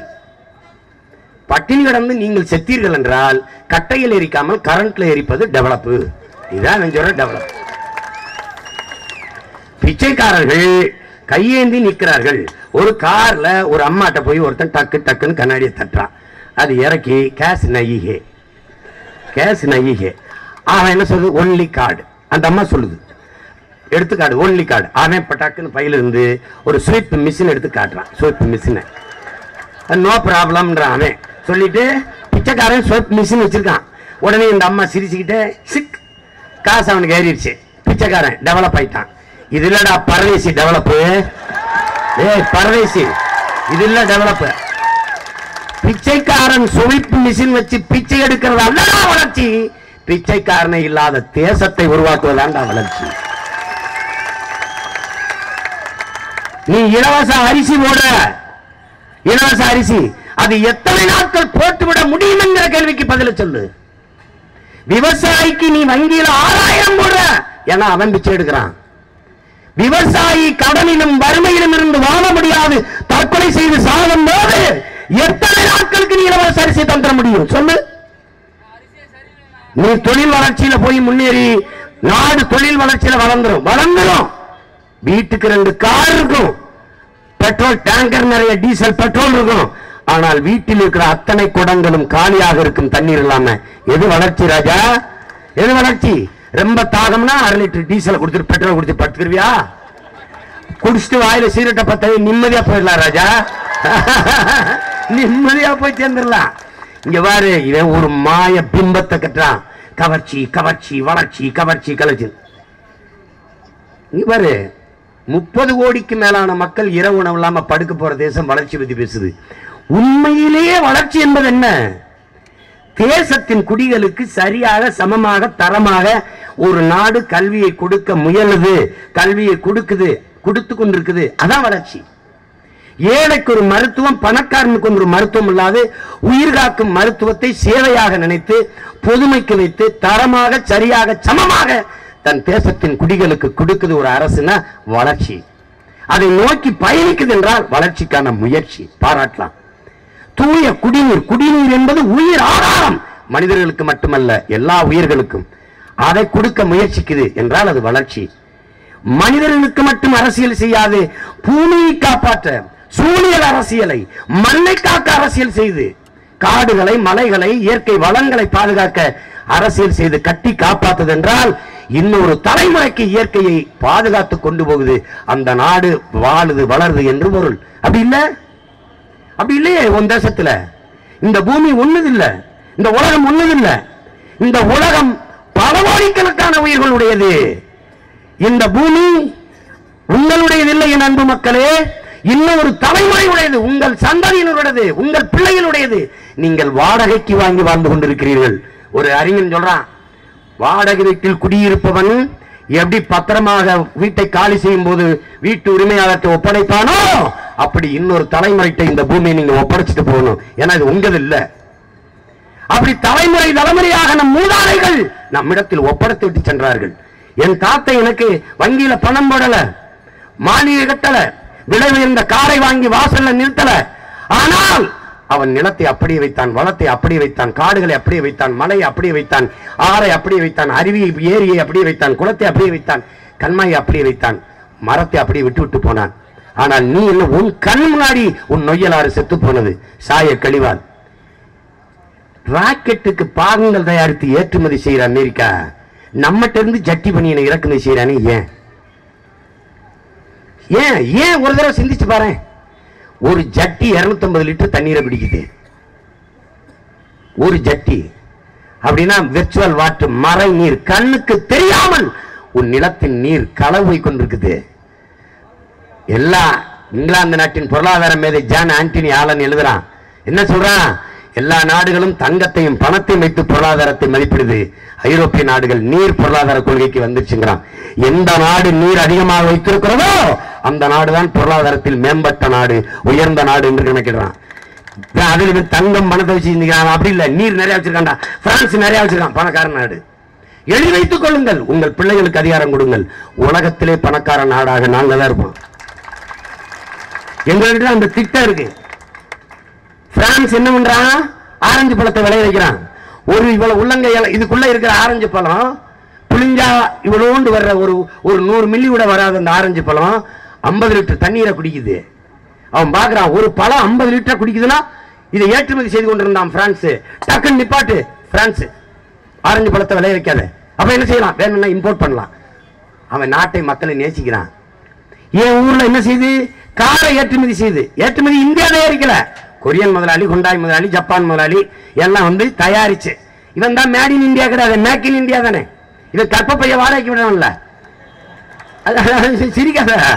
இது புரிஞ்சுக்கணும். இவன் பொருளாதாரம் சந்தை பொருளாதாரம். இவன் மேக் இன் இந்தியாங்கிறது வாடகை தாய். ஜப்பான் வா இந்தியாவில் தயாரி, சீனாவா இந்தியாவில் தயாரி. ஓடியா வயிறு என்னது? சுமக்கிறது நானு, பெத்து போடுவேன், பிள்ளை தூக்கிட்டு போயிருவான். வயிறு அப்படியே தான் இருக்கு. இதான் வாடகை தாய் முறை. புரியுதா உனக்கு? இதான் மேக் இன் இந்தியா. அது மேட் இன் சைனா, அது மேட் இன் ரஷ்யா, அது மேட் இன் ஜப்பான், அது மேட் இன் கொரியா, அது மேட் இன் சிங்கப்பூர். இது மேக் இன் இந்தியா. இது கேடுகட்ட பொருளாதார கொள்கை முறை. உனக்கு இன்னும் நல்லா புரியும். ஏன் தொழில்நுட்பம் இல்லைங்கிறான். கத்துக்கிட்டு வா, கத்துக்கிட்டு வா. கத்துக்கிட்டு வந்து இந்த மண்ணின் முதலாளிகளை உற்பத்தி செய்ய மாட்டான், நீயே வாங்குறான். இது எப்படி இருக்குன்னு பாரு, உனக்கு புரியும்படி சொல்றேன் பாரு. இப்ப கல்யாணம் ஆயிடுச்சு, எனக்கு என் பொண்டாட்டிக்கு 6 மாசத்துல சண்டை வந்துடுச்சு. 60 வருஷம் ஒரு கிழவன் கிழவி சண்டை விடாம சந்தோஷமா வாழ்றாங்க. இப்ப போய் கேட்கிறேன், கல்யாணம் பண்ண 6 மாசத்துலேயே பிரச்சனை ஆயிடுச்சே, நீ 60 வருஷமா ஒற்றுமையா வாழ்றிய எப்படின்னு. அவன் சொல்லி கொடுக்குறான், நான் எங்க போனாலும் அழகான பொருளை பார்த்தா ஓ நினைவு வந்ததுன்னு ஒரு பரிசு வாங்கிட்டு போவேன். வீட்டுக்குள்ளே இருந்தாலும் கணவன் மனைவி நாங்கள் கடிதத்தை எழுதி எங்கள் அன்பை பரிமாறிக்கிறோம். இப்படிலாம் சொல்லி கொடுக்குறாரு. அதை கேட்டுட்டு வந்து நான் என் மனைவிட்டு அதே மாதிரி வாழ்ந்தா இது சரியான முறை. ஆனா நான் 6 மாசத்துல என் பொண்டாட்டி சண்டை வந்துருச்சு, நீங்க 60 வருஷமா சண்டை இல்லாம இருக்கிறீங்க, நீங்க வந்து கொஞ்ச நாள் என் பொண்டாட்டியோட வாழுங்களேன்னா எப்படி இருக்கும்? உனக்கு புரியுதா? இது எப்படிப்பட்ட மானங்கட்ட செயலோ அப்படிப்பட்ட பொருளாதாரத்தை வச்சிருக்காங்க. உனக்கு இப்படி சொன்னா தானே புரியுது. 8 வருஷமா சொல்றேன், 8 வருஷமா ஏங்கி கத்தி கத்தி தொண்டை புண்ணா போச்சு. ஆனாலும் உனக்கு புரியலையே, சத்தமா பேசுறாங்க. ஏய், இம்பிட்டு சத்தமா பேசிய உங்க ஆள் வந்து விழலையேப்பா, சத்தமா பேசலையே, இவ பேசிய புரியலையே. வேணா நான் சொல்றேன், அன்பானவர்களே, இந்த தேர்தலில் நாம எப்படி இருக்கு எங்க ஊர்ல சத்தமா சொல்லப்பா, செத்தவங்க வெத்தலா கொடுத்த மாதிரி சவச்சவன் பேசிக்கிறாங்க. பிரச்சனைங்க தான் இருக்குது. ஒரு அடிமை உரிமைக்கு பேசுவதற்கு விடுதலை பெற்றவன் பேசுறவனுக்கு அடிமை உரிமைக்கு முழங்குறதுக்கு வித்தியாசம் இருக்கு. நாங்க அடிமைகள் உரிமைக்கு பேசுறோம், சத்தமா தான் பேச முடியும். உயிருக்கு பயந்து உயிரை காப்பாற்றிக் கொள்ள ஓடுகிற மிருகத்திற்கும் பசிக்கு வேட்டையாடுகிற விரட்டுகிற மிருகத்துக்கு நிறைய வித்தியாசம் இருக்கு. நாங்க உயிரை காப்பாற்ற ஓடுகிற மிருகம் நாங்க. ஏன்னா போராடாத இனமும் ஓடாத மானும் வாழ்ந்ததாக வரலாற்றில் செய்தில்லை என்கிறார் புதுவை ரத்தினதுரை எங்க ஈழத்து பாவைந்தார். இதை நீங்க கவனிச்சுக்கணும். என் அன்பிற்குரிய மக்கள், அரசியல் என்றால் என்ன என்று புரிஞ்சுக்கணும். அரசியல் என்பது ஒரு வாழ்வியல் என்று என் அன்புக்குரிய தம்பி தங்கைகள், என் அருமை பெற்றோர்கள் புரிஞ்சுக்கணும். அரசியலை வேண்டாம் என்பது மனித உடலில் இருந்து உயிரை பிரிப்பதும் மனித வாழ்வில் இருந்து அரசியலை பிரிப்பதும் இரண்டும் ஒன்றுதான். அரசியல் வேண்டாம் என்று நீங்கள் விலகி நிற்பது என்பது வானமே இல்லாத பூமியில் வாழப்போகிறேன் என்று சொன்னால் எப்படிப்பட்ட பைத்தியகாரத்தனமோ அப்படிப்பட்ட பைத்தியகாரத்தனம். அரசியல் வேண்டாம் என்று நீங்கள் விலகி நிற்கலாம், அரசியல் ஒருபோதும் உங்களை விட்டு விலகாது என்று அரிஸ்டாட்டில் சொல்றான். பிளாட்டோ என்ன சொல்றான்? அரசியல் வேண்டாம் என்று நீ விலகி நின்றால் யாரை வெறுக்கிறாயோ அவன் ஆட்சியின் கீழே வாழ நேரிட்டு விடும் என்கிறான். அதனால அறிவார்ந்த இளைஞர்கள் வரணும், கற்றவர்கள் தான் மற்றவர்களுக்கு வழிகாட்டணும். வெற்றிடம் என்ற ஒன்றே இல்லைங்கிறான் மாசேத்தும். உலகத்தில் வெற்றிடம் என்ற ஒன்று கிடையாது, அது காற்று நிரப்பிடுங்கிறான். கற்றவர்கள் நீங்கள் நிரப்பவில்லை என்றால் கயவர்கள் நிரப்பி விடுவார்கள். அவ்வளவுதான், அவ்வளவுதான். 10 பொண்ணை கற்பழிச்சவன், பல கோடியை கொள்ளையடிச்சவன் அவன் அடிச்சு விட்டுருவான். ஒண்ணும் பண்ண முடியாது. இந்த தேர்தலில் காசு கொடுக்காத தேர்தலை எதிர்கொள்ற ஒரே அரசியல் கட்சி, ஓட்டுக்கு காசு கொடுக்காம தேர்தலை எதிர்கொள்ற ஒரே கட்சி தான். கூட்டத்திற்கு குவார்டர் பிரியாணி காசு கொடுத்து கூட்டி வராது, மக்கள் தானாக திரண்டு கூடுவது இந்த ஒரு அரசியல் கட்சிக்கு தான், வேற எங்கேயும் இல்லை. அப்ப மாற்றம் எங்கிருந்து வரணும்? உலகத்தை எப்படிப்பட்ட மாற்றத்திற்கு இட்டு செல்ல நினைக்கிறியோ அந்த மாற்றத்தை உள்ளிலிருந்து தொடங்க என்கிறார் அண்ணல் காந்தியடிகள். அதைத்தான் உங்க பிள்ளைகள் எங்களிலிருந்து தொடங்கணும்னு நினைக்கிறோம். மண்ணில் புரட்சி வருவதற்கு முன்பு மக்களின் மனத்தில் புரட்சி வரணும்னு சொல்றாரு. அதனாலதான் மக்களின் மனத்தை புரட்சிகரமான விதைகளை தூக்கிக்கொண்டு வர்றோம். என் அன்புக்குரிய மக்கள் இதை புரிஞ்சுக்கணும். நீங்க என் தம்பி கல்யாணம் சொன்ன மாதிரி நாங்க வெல்லுவோமா, ஓட்டு போட்டா ஜெயிப்பாங்களா? நீங்க போட்டா நாங்க தான் ஜெயிப்போம். ஒரு தடவை தான் போட்டு தான் பாருங்களேன், நாங்க தான் ஜெயிப்போம். நீங்க திமுக அதிமுக போட்டு நாங்க ஜெயிக்கலன்னா எப்படி ஜெயிக்கிறது? எப்படி ஜெயிக்கிறது? ஒரு தடவை போட்டாச்சு. வடிவேல் கையெழுத்து போட்டு சொல்வார்ல, ரெட்டல போட்டாச்சு, சூரியன் போட்டாச்சு. 50 வருஷமா போட்டு உங்க பிள்ளை எங்களை முச்சந்தில தூக்கி போட்டு போயிட்டியே. இத்தனை ஆண்டுகளில் செய்யாத ஒன்றை இனி வரும் காலங்களில் செய்வார்கள் என்று எப்படி நம்புறீங்க? ஐயா எம்.ஆர். ராதா கேட்கிறாரு, இந்த சனத்தை என்னடா செய்யலான்றாரு. அதுக்கு என்ன சொல்றாரு பாருங்க, 25 வருஷமா பொய் பேசி தெரிஞ்ச இந்த வக்கீல் திடீர்னு நீதிபதி உண்மை பேசுவான்னு நம்புறானடான்றார். உண்மை பேசுவானே நம்புறானே, இவன் என்ன பண்ணலான்றாரு. அது மாதிரி இத்தனை ஆண்டுகள் செய்யாத இவர்கள் மறுபடியும் செய்வார்கள் நீங்க நம்புறீங்களே? பூனைக்கு நீங்க பாலை காய்ச்சி சூடோட வச்சிருங்க, வெள்ளையா வச்சிருங்க. அது வந்து குடிச்சு பார்க்கும். பூனை சூட்டோட குடிச்சு வாய் சுட்டுச்சுன்னா வெள்ளை, அதுக்கப்புறம் என்ன வச்சாலும் வராது. சூடு பட்டுருச்சுல, 50 வருஷமா சூடு பட்டுட்டீங்க. அப்ப பூனைக்கு இருக்கிற அறிவு கூட நமக்கு வரலைன்னா இதுக்கு மேல நாங்க ஒண்ணும் செய்ய முடியாது, ஒண்ணுமே செய்ய முடியாது. எவ்வளவோ மேதைகள் போதிச்சாச்சு. அண்ணல் அம்பேத்கர் சொல்றார், மதிப்புமிக்க நம் உரிமைகளை விற்பது என்பது சில ரொட்டி துண்டுகளுக்காக விற்பம் என்பது அவமானகரமானதுங்கிறார். தெய்வ திருமகன் ஐயா முத்துராமலிங்க தேவர் அவர்கள், ஓட்டுக்கு காசு கொடுப்பவன் பாவி, அந்த காசை வாங்கி கொண்டு ஓட்டு போடுபவன் தேச துரோகிங்கிறார். பேரறிஞர் அண்ணா, தங்கத்தில் தங்கத்தை யாராவது தவட்டுக்கு விற்பானாங்கிறார். நாம் விக்கிறமே, அதை மாற்றணும். கற்றறிந்த இளைஞர்கள் நீங்கள் வாக்கை விற்பதை, அந்த முறையை ஒழிக்கணும். 83 விழுக்காடு கல்வி பெற்ற மாநிலம் தமிழ்நாடுங்கிறான். 83 விழுக்காடு. அந்த இளைஞர்கள் நினைச்சா புரட்டி போட்டு விட முடியும். புரட்சிகளை இளைஞர்களால் செய்ய முடியாத மாற்றமே ஒண்ணு இல்லை. அப்படி செய்ய முடியாதா என்ன? அதனால் நீங்க உங்கள் வாக்கை வீணாக்கணும்னு நினைக்காதீங்க. நாங்கள் கேட்டு வருவது ஓட்டல்ல, நம் இனத்தின் உரிமையை. நாங்கள் கேட்டு வருவது வாக்கை அல்ல, எதிர்கால தலைமுறைகளின் வாழ்க்கையை. என் அன்பிற்குரிய மக்கள் இதை புரிந்து கொள்ளணும். எங்களை விட்டால் உங்களை காப்பாற்ற ஒருவரும் கிடையாது இந்த பூமியில். அதை மட்டும் கவனத்தில் வச்சுக்கிறீங்க. நீரை வளத்தை பெருக்குவோம். அடுத்தது என்ன வேலை? வேளாண்மை. பசி என்ற ஒன்றை, வயிறு பசி என்ற ஒன்றை ஒழிப்போம். பசி வந்தால் 10 பறந்து விடும். மானம், குடிப்பிறப்பு, தானம், தவம், ஈகை, கல்வி, அறிவுடைமை, தொழில் முயற்சி, காமம் போன்ற 10 பண்புகளும் பறந்து போயிருக்கிறார். இதை தடுக்க என்ன வழி? பசி என்ற வார்த்தையை ஒழிக்க வேளாண்மையை தேசிய தொழிலாக்கி அரசு பணியா மாற்றுவது. அதிலிருந்து என் மக்கள் அவமானப்பட்டு வெளியேறான். வேளாண் குடிமகன் ஏன் கடனாளி ஆகிறான்? உலகில் எல்லா முதலாளிகளும் அவன் உற்பத்தி செய்யற பொருளுக்கு அவனே விலையை தீர்மானிக்கிறான். ஆனால் வேளாண் குடிமகன் விவசாயி விளைவிக்கிற பொருளுக்கு அவன் விலையை தீர்மானிக்க முடியவில்லை, வாங்குவன் தீர்மானிக்கிறான். இந்த நிலையை மாற்ற நினைக்கிறான். வேளாண் குடிமக்கள் விளைவிக்கிற பொருள்களுக்கு அவர்களே விலையை தீர்மானிக்க முடியும் என்கிற சட்ட பாதுகாப்பு. அப்ப என்ன செய்யறது? வேளாண்மை அரசு தொழிலாக்கி வேளாண்மையை ஒளிய விடாமல் மீட்பது. எனவேதான் உழவை மீட்போம், உலகை காப்போம். உழவினார் கைமடங்கின் இல்லை, விளைவதும் விட்டோம் என்பார்க்கும் நிலை என்று வள்ளுவ பெருமானம் பாடுறார். உழுவார் உலகிற்கு ஆணி, அத்தாற்றாது எழுவாரை எல்லாம் பொறுத்துங்கிறார். உளியுண்டு வாழ்வாரை வாழ்வார், மற்றவெல்லாம் தொழுதுண்டு பின் செல்பவர். சுழன்றும் ஏற்பின்னது உலகம், அதனால் உலங்கும் உழவே தலை. உழவுக்கென்று அதிகாரம் வைத்து 10 பாக்களை தந்த ஒரே மறை உலகிலே தமிழன் தந்த வேதம் தான். இது நன்கு நீங்க விளங்கணும். உழவை கைவிட்டு வேளாண்மை விட்டு கைவிட்ட நாடெல்லாம் பிச்சை எடுக்குது. எத்தியோப்பியா போல, சோமாலியா போல, ஒரு நைஜீரியா போல, வெனிசுலா போல நம் நாடு வரக்கூடாதுன்னு உங்களை பேரன்பு கொண்டு நேசிக்கிற உங்க பிள்ளைகள் நாங்க நினைக்கிறோம். அதனாலதான் இந்த கத்துறோம். விட்டக்கூடாதா நம்ம ஆத்தால பண்ண. அவன் ஓட்டு போட்டவனுக்கும் போராடுறான், போடாதவனுக்கும் போராடுறான். எங்களை ஆதரிக்கிறவனுக்கும் போராடுறான், எதிர்க்கிறவனுக்கும் போராடுறான், விமர்சிக்கிறவனுக்கும் போராடுறான். அவனுக்கு வேலை எங்களை விமர்சிப்பது, எங்களுக்கு வேலை அவனுக்கும் சேர்த்து போராடுவது. இதுதான் இதுல இருக்கிற வித்தியாசம். மார்க்கம் எக்ஸ் கத்துக் கொடுக்குறான் எங்களுக்கு. விமர்சனங்களை தாங்க முடியாதவன் விரும்பியதை அடைய முடியாதுங்கிறான். நீ நல்லா விமர்சி, அது ஒரு பிரச்சனை இல்லை. ஏன்னா உனக்கு நாங்க எப்படி எடுத்துக்கிறோம்? விமர்சனம் கூட ஒருவித பாராட்டுத்தான். யாரையோ ஒருவனை பொறாமைப்பட வைத்திருக்கிறாங்கிறான். அதனால அறியாமல் இருக்கிற மக்களுக்கு கற்பிக்கலாம், பொறாமைப்படுகிறவர்களுக்கு ஒன்றும் செய்ய முடியாது. நீ பொறாமைப்பட்டே இரு. கற்பிக்கிறான்ல, நாம் தமிழர் கட்சிக்கு ஓட்டு போட்டீங்கன்னா பிஜேபி வென்றுங்கிறான். எனக்கு ஓட்டு போட்டாங்க எப்படி? நான் தானே வெல்லுவேன். இது எந்த மாதிரி ஒரு கற்பிதம், ஒரு புரிதல். இவர்கள் எல்லாம் என்ன சொல்றாங்கன்னா, மதவாத சக்தி பிஜேபி வெரி டேஞ்சர், ஆபத்து, அதை ஒழிக்கணும்.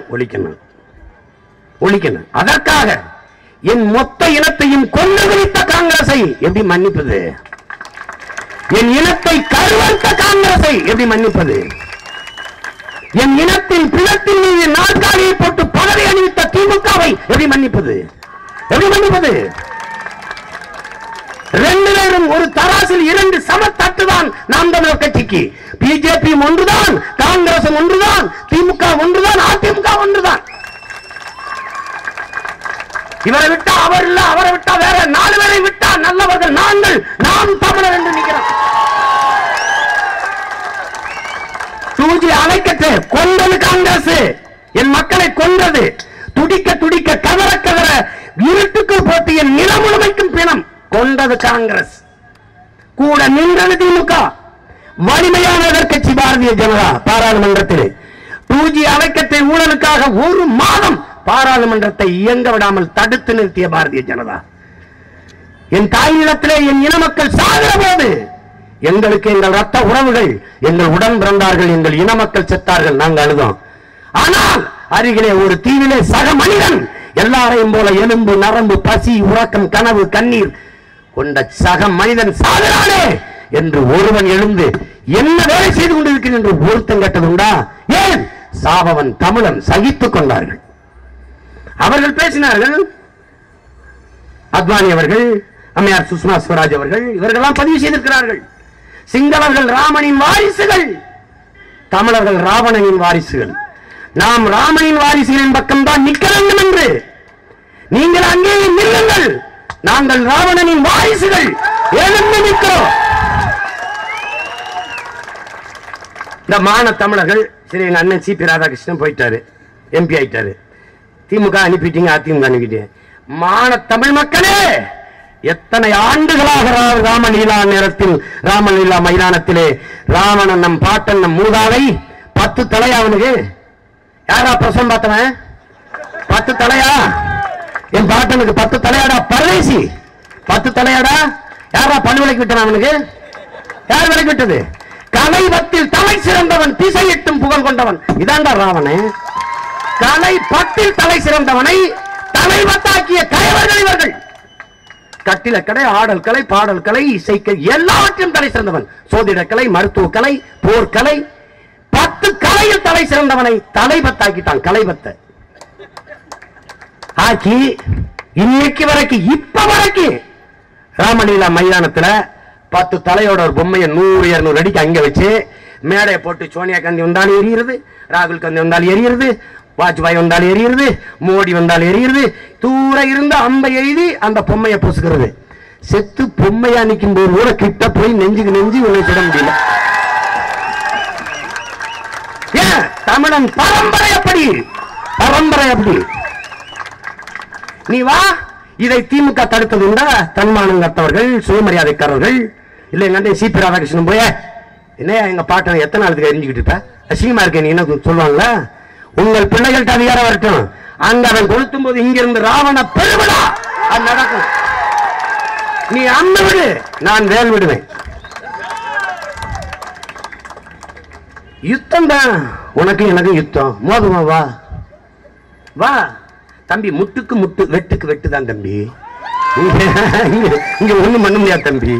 நீ எந்த வழியை வந்தியோ அந்த வழியில தீ போறதான். நீ எல்லாத்தையும் எடுத்துக்கிட்ட. என் பண்பாடு, என் வழிபாடு, உனக்கென்று என்ன இருந்துச்சு சொல்லு, என்ன வச்சிருந்த சொல்லு. எல்லாம் இங்க இருந்தது, என்கிட்ட இருந்தது, எடுத்துக்கிட்ட.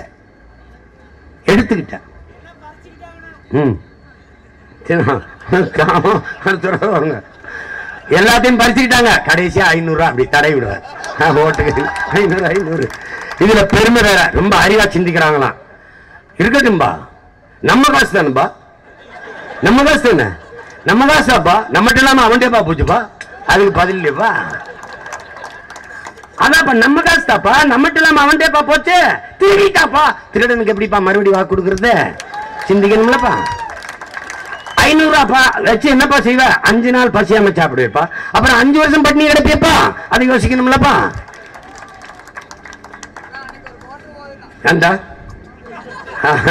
அதிகபட்ச தேவை சொல்லிட்டார், குவார்டர் போதும்.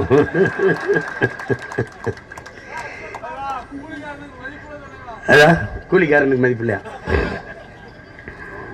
இங்க கொள்கைக்காரனுக்கே மதிப்பு இல்லாம இருக்கு, இங்க கூலிக்காரனுக்கு என்ன மதிப்பு இருக்க போகுது? ஒரு வழிதான் இருக்கு. வேளாண்மை அரசு தொழிலாக்கி அது நிலமும் வளமும் சார்ந்த தொழிற்சாலைகளை நிறுவி சிற்றூர்களின் பொருளாதாரத்தை சமவீதத்தில் வளர்த்தெடுக்காமல் ஒரு தேசத்தின் பொருளாதாரத்தை சமவீதத்தில் வளர்த்தெடுக்க முடியாது. இதை இந்திய நிலத்துல ஒரு அரசியல் கட்சி இதை பேசுதுன்னு சொல்லிடு, நாங்க அந்த கட்சிக்கு ஓட்டு கட்டுறோம். சிற்றூர்களின் பொருளாதாரத்தை வளர்த்தெடுக்காமல் ஒரு தேசத்தின் பொருளாதாரத்தை சமவீதத்தில் வளர்த்தெடுக்க முடியாது. இவர்கள் சொல்வது ஸ்மார்ட் சிட்டி, ஸ்மார்ட் வில்லேஜ் கிடையாது. கிராமங்கள் காலியாகி பிதுங்கி வெளியேறி, கிராமங்கள் வெளியேறி காலியாகி நகரங்கள் பிதுங்கி வருகிறது. காரணம் என்ன? தரமான கல்வி, தரமான மருத்துவம், வேலை வாய்ப்பு நகர்ப்புறங்களில் தான் இருக்கிறது. இதன் கட்டமைக்கப்படுது, இங்கதான் கட்டமைக்கப்படுது. அப்ப கிராமங்கள் காலியாகுது. கிராமங்கள் காலியானா என்ன உனக்கு பிரச்சனை? ஆனால் நகரத்தில் வாழ்கிற மக்களுக்கு கடையில காசை கொடுத்துட்டா காய்கறி ஃப்ரெஷ்ஷா வந்துருது, முட்டை வந்துருது, பால் வந்துருது, கீரை வந்துருது, முருங்கைக்காய் வந்துருது, கத்தரிக்காய் வந்துருது, வெண்டைக்காய் வந்துருது. ஆனால் இதை தந்தவன் யார்? கிராமத்தில் இருந்த ஏழை விவசாயி தான், உழைக்கும் மக்கள், பாட்டாளி வர்க்கம் தான். அவன் காலியாகி நகரத்து தொடங்கி வந்தா இதெல்லாம் யார் பெறுவது? அப்ப மிகப்பெரிய உணவு பஞ்சத்தை நோக்கி தேசம் நகருது. உழைப்பை விட்டு அவன் வெளியேற்றப்படுறான். 100 நாள் வேலை திட்டம் அரசு கொண்டு வருது. வேலையே 100 நாள் தான், சம்பள அளவு 100 ரூபா தான், அதுல 40 ரூபா கமிஷன் போக 60 ரூபா தான். இந்த 100 நாள் வேலை திட்டத்தில் என் தேசத்தில் வெட்டப்பட்ட குளங்கள் எத்தனை, தூர்வாரப்பட்ட ஏரிகள் எத்தனை, நடப்பட்ட மரங்கள் எத்தனை? நத்திங், ஒண்ணும் இல்லை. ஆனால் இதனால பாதிக்கப்பட்டது விவசாயம். விவசாயத்துக்கு ஆள் இல்லாம உழைப்பிலிருந்து மக்கள் வெளியேறிட்டான். அதனால வேளாண் குடிமகனுக்கு நிலத்துல உழைக்க ஆள் இல்ல.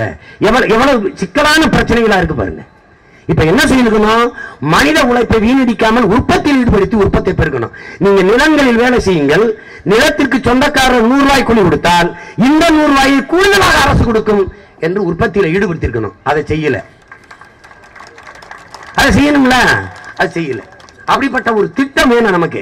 இப்ப என்னன்னு பாத்தீங்கன்னா, தமிழ்நாட்டில் மட்டும் பாலின் சந்தை மதிப்பு 3 லட்சம் கோடி. எத்தனை லட்சம் கோடி? 3 லட்சம் கோடி. 100க்கு 99 பேர் பால் குடிக்கிறான், காபி குடிக்கிறான், டீ குடிக்கிறான், நெய் சாப்பிடுறான், தயிர் சாப்பிடுறான், மோர் சாப்பிடுறான். ஆனா மாடு வளர்க்கறது கேவலம் நினைக்கிறான். நுட்பமா கவனிக்கணும். எல்லா அம்மாக்களுக்கும் மருமகள் அழகா இருக்கணும்னு நினைக்கிறாங்க. ஆனா பொம்பளை பிள்ளை பெற்றக்கூடாதுன்னு நினைக்கிறாங்க. இந்த நோய் எப்படிப்பட்ட நோயோ அப்படிப்பட்ட நோய் தான் இந்த இது வளர்க்கிறது. இதை விட்டுட்டு சாராய பொருளாதாரத்துக்கு போய் நாடு 22,500 கோடி அல்லது 20,500 கோடிக்குள்ள இந்த சாராயத்தை வித்து மக்களை சாகடிச்சுக்கிட்டு இருக்கு. சாதனை எதை பேசுது? தாலிக்கு தங்கம் கொடுத்தோம். எவ்வளவு? அரப்பவன் கூட வாங்கி ஆசைப்பட்ட பொண்ணு கழுத்துல கட்ட வக்கற்ற நிலையில் தேசத்தின் இளைஞர்களை நிறுத்திடுச்சு. அரப்பவன் தாலி கொடுத்தது சாதனை தான். ஆனால் குடிச்சு 2 லட்சம் பேர் தாலி அறுத்திருக்கிறார்கள். அதுவும் சாதனை தான். அதுவும் சாதனை தான். இவர்கள் சாதனை என்ன? ஐயா கலைஞர் வந்தார், 1 கிலோ அரிசி 2 ரூபாய் கையெழுத்து, சாதனை. ஏன்னா 2 ரூபாய்க்கு தான் அரிசி வாங்கி சாப்பிட வேண்டிய காசு இருக்கு. அடுத்த 5 ஆண்டு கழிச்சு ஆட்சிக்கு வரும்போது தேர்தல் அறிக்கை 1 கிலோ அரிசி 1 ரூபாய் டெவலப். ஏன்னா 2 ரூபாய்க்கு வக்கட்டுட்டான் தமிழன். அடுத்து 1 ரூபாய் தான் இருக்க வேண்டாம். இப்ப அடுத்த ஆட்சிக்கு வரும்போது தேர்தல் அறிக்கையில் என்ன? அது 1 ரூபாய்க்கு கூட இல்லாம போயிட்டான். 1 ரூபாய்க்கு வக்கட்டு போயிட்டான், இலவசம். இப்போ நீ பிளேட்டுக்கு தீ இலவசமா கொடுப்பியா? குண்டூசியை கொடுப்பியா? வேற எதையாவது கொடுப்பியா? ஆனால் உழைக்கும் மக்கள் உழவர் குடி வெம்பாடு விட்டு விளைவிக்கிற அரிசியை இலவசம் இலவசம் இலவசம் என்று சொல்லி அவன் உழைப்பை உதாசீனப்படுத்துவது. எத்தனை நாளைக்கு நீ அரிசியை கொடுத்துருவ? எவ்வளவு நாளைக்கு இறக்குமதி செய்வ? நீ தொழில வளர்ந்து அந்நிய செலவை பெருக்கி சம்பளத்தை வாங்கிட்டா இறக்குமதி செய்து சாப்பிடலாம்னு நினைக்கிற. இப்ப வெங்காயத்தை இறக்குமதி செய்யற, பருப்பை இறக்குமதி செய்யற, காரை ஏற்றுமதி செய்யற. ஆனால் ஒரு நாள் இந்த உணவுப் பொருளை இறக்குமதி செய்யற அந்த நாடுகள் எல்லாம் இதை போலவே தொழில் வளர்ச்சிக்கு போய் வேளாண்மை கைவிட்டு விட்டால் எந்த நாட்டில இருந்து நீ உணவுப் பொருளை இறக்குமதி செய்த? நீ 10 கோடி மக்களா, 20 கோடி மக்களா? 130 கோடி மக்கள். 130 கோடி மக்களுக்கும் செல்போன் கொடுக்க திட்டம் இருக்கு தேர்தல் அறிக்கையில, கார் கொடுக்க திட்டம் இருக்கு தேர்தல் அறிக்கையில. ஆனால் நீரும் சோறும் கொடுக்க எந்த கட்சியின் தேர்தல் அறிக்கையில திட்டம் இருக்கு? ஒரே கட்சி தான் வச்சிருக்கு, நாம் தமிழர் கட்சி மட்டும் தான் வச்சிருக்கு. உங்கள் பிள்ளைகள் நாங்க என்ன சொல்றோம்? நிலமும் வளமும் சார்ந்த தொழிற்சாலைகள், வேலை வாய்ப்பு, வளர்ச்சி. எல்லாருக்கும் வேலை, படித்தவன் படிக்காதவன் அனைவருக்கும் வேலை. இப்ப மாடு பண்ண வைக்கிறேன், 1000 மாடு ஒரு பண்ண 500 ஏக்கர்ல போடுறேன்னா 100 ஏக்கருக்கு 10 ஏக்கர் குளம், அதுவா நெய் மேய்ச்சல் நிலங்களை உருவாக்கி விட்டுருவோம். சிசிடிவி கேமரா சுத்தி இரும்பு வேலி கண்காணிப்பு கட்டி விட்டுருவோம். பால் எடுத்து உணவு தேவைக்கு மக்களுக்கு, வெளி மாநில தேவைக்கு. இப்ப ஆந்திராவில இருந்து தமிழ்நாட்டுக்கு பால் வருது. நான் அகில உலகத்துக்கு பாலை ஏற்றுமதி பண்ணுவேன்றேன். நீ நம்ப மறுக்கிற. பால்ல இருந்து 1/2 கிலோமீட்டர் தொழிற்சாலை பால்கோவா தயாரிக்கிறது, பாலாடை கட்டி நெய் தயாரிக்கிறது. இந்த வேலையில பாருங்க, வெண்ணெய் தயாரிக்கிற தொழிற்சாலை. இதுகளை கட்டினா அங்கேயே வேலை கிடைக்குது. மாட்டு சாணத்தை எடுப்பேன், அப்படியே சக்குன்னு உறிஞ்சி டிராக்டர்ல ஏற்றி இயற்கை வேளாண் உரக்கடங்க போடுவேன், அங்க கொண்டு கொற்றவனுக்கு. இதுக்கு கல்வி அறிவு தேவையில்லை. இங்கதான் படிக்காதவனுக்கு அரசு வேலைங்கிறேன். உங்களுக்கு புரியுதுன்னு நினைக்கிறான்னு சொல்றது. தென்னை மரம் இருக்கு, கோவையில தென்னை, பொள்ளாச்சியில தென்னை, தென்னையிலிருந்து தேங்காய் கொட்டாச்சி அகப்பை செய்யறது, தேங்காய் நாறு, அது தேங்காய் மட்டையிலிருந்து நார் செய்யற தொழிற்சாலை. ஈக்கிரியா இருக்குது, படிக்காத பெண்களுக்கு ஈக்கிரியா இருக்குது. சீன விளக்குமாறு வச்சு கூட்டுறீல்ல, கழிவறை கழுவுறீல, பிளாஸ்டிக் குச்சி பேன் தடை பண்ணிடுவேன். எந்த வீக்குமாரை வச்சுதான் கழுவணும், கூறு பெருக்கணும், சட்டம் போட்டுருவோம். நாங்களே இதெல்லாம் செய்யாது. நீங்க சிற்றூர்களின் பொருளாதாரத்தை வளர்க்க முடியாது, எல்லாருக்கும் வேலை கொடுக்க முடியாது. கல்வியை நான் இலவசமா கொடுத்துட்டு, மருத்துவத்தை இலவசமா கொடுத்துட்டு, வரதட்சணையை ஒழிச்சிட்டேன்னா என் மக்களுக்கு காசு தேவைப்படாது. மாசம் 3000 கொடுத்தா செலவழிக்க தேவைப்படாது. பெற்றுக் கொடுங்கள் பிள்ளைகளை, கற்றுக் கொடுக்கிறோம் நாங்கள்னா அரசு திட்டம் போடும். குழந்தைகள் உங்கள் வீட்டின் செல்வங்கள் அல்ல, என் தேசத்தின் செல்வங்கள், நாட்டின் செல்வங்கள். உங்கள் அம்மாவுக்கு முடியல, ₹1 1 கோடி வரைக்குமான மருத்துவத்தை இலவசமாக அரசே செய்யும். ஆகத்தரமான மருத்துவத்தை. உன் தாய் உன்னை பெற்ற உனக்கான தாய் இல்லை, என் தேசத்தின் தாய். அவளுக்கு தேசமே மருத்துவம் செய்யும்.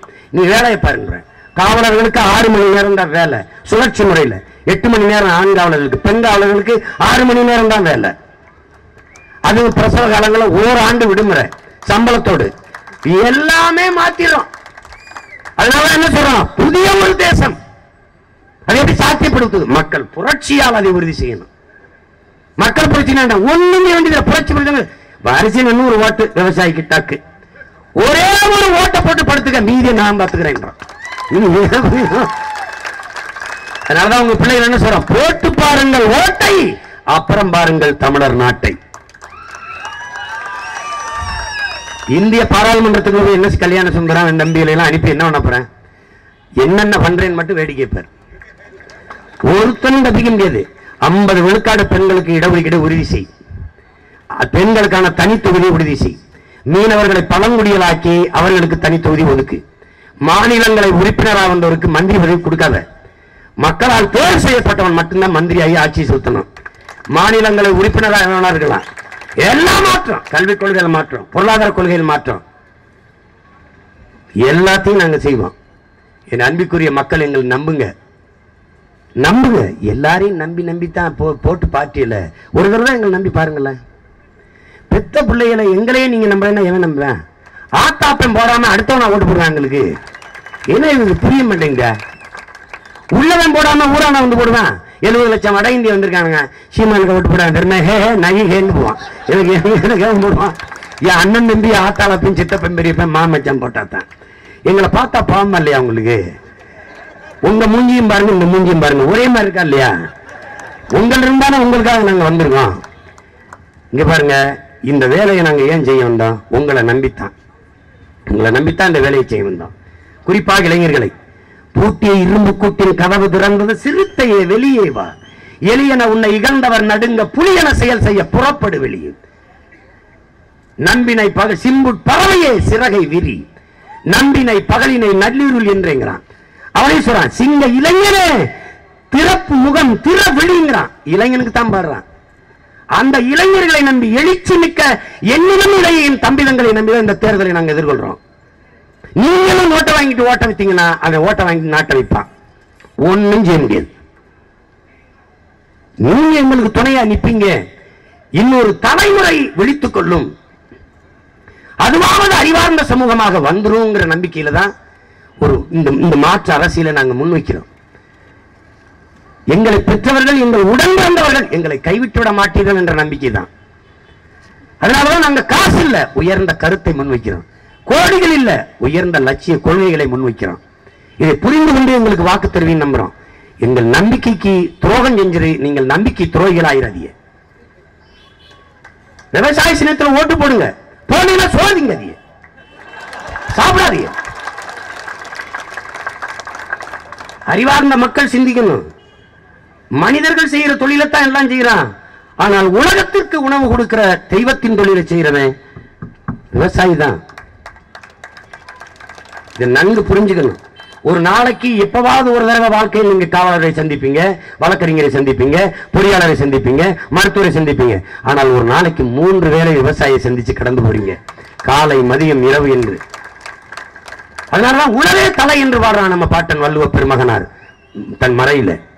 அந்த மறையின் வழி நின்று வாழ்கிற மான தமிழ் மக்களே, நன்றி உணர்ச்சியோடு வேளாண் பெருமுடி மகன் விவசாயியை சின்னமாக ஏந்தி உங்க பிள்ளைகளுக்கு வாக்கு செலுத்துங்க.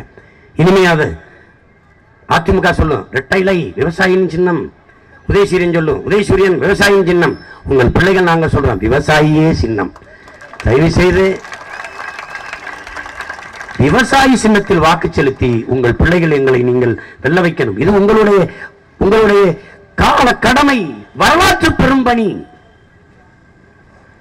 வரலாற்று பெரும்பணி. எங்கள் பேச்சுகளை திரும்ப திரும்ப கேளுங்க. உங்கள் மேல் நாங்கள் வைத்திருக்கிற, இந்த மண்ணின் மக்களின் மீது நாங்கள் வைத்திருக்கிற அளப்பெரிய பாசம், பேரன்பு உங்களுக்கு புரிய வரும். எங்களுக்கு தேவையில்லையே. எங்களுக்கு என்ன கொடுத்தீங்க நாங்க கத்துறதுக்கு? எத்தனை ஆண்டு பதவி கொடுத்துட்டீங்க? நாங்க வந்து இறங்கி நிற்கிறது ஒன்றும் தரல. ஆனாலும் கத்துறீங்க. எங்க உயிரை விட நாங்க உங்களை நேசிக்கிறோங்கிறது தான் உண்மை. அதுக்காக தான் கத்துறோம்.